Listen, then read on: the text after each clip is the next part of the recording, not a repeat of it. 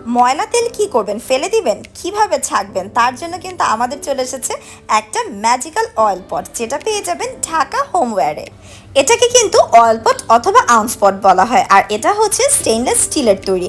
So বছরের পর বছর কিন্তু আপনি এটা ব্যবহার করতে পারবেন, কোনো ধরনের জং বা মরিচা ধরার কোনো ধরনের চিন্তাই নেই।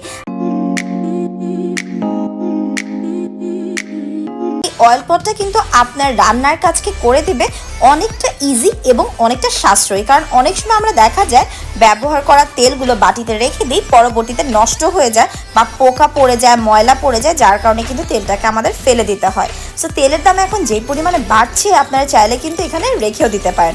আর অনেক সময় দেখা যায় বড় বটলের তেল থাকে, আমরা ঢালতে কষ্ট হয়, তখন কিন্তু আপনারা এটাতে তেলটাও রেখে দিতে পারবেন। আর দেখেন এটার সাথে সুন্দর একটা ঢাকনাও রয়েছে।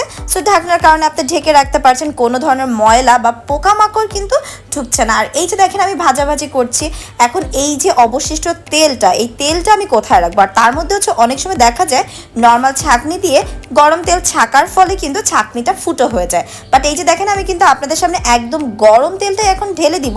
আর দেখতেই পারছেন আমাদের এই ছাঁকনিটাও কিন্তু স্টিলের তৈরি, যার কারণে কিন্তু গরম তেল ঢালার পরেও কোনো ধরনের ফুটো হয়ে যাচ্ছে না, ছিঁড়ে যাচ্ছে না, আর সুন্দরভাবে ছেঁকে পরিষ্কার তেলটা নিচে পড়ে যাচ্ছে।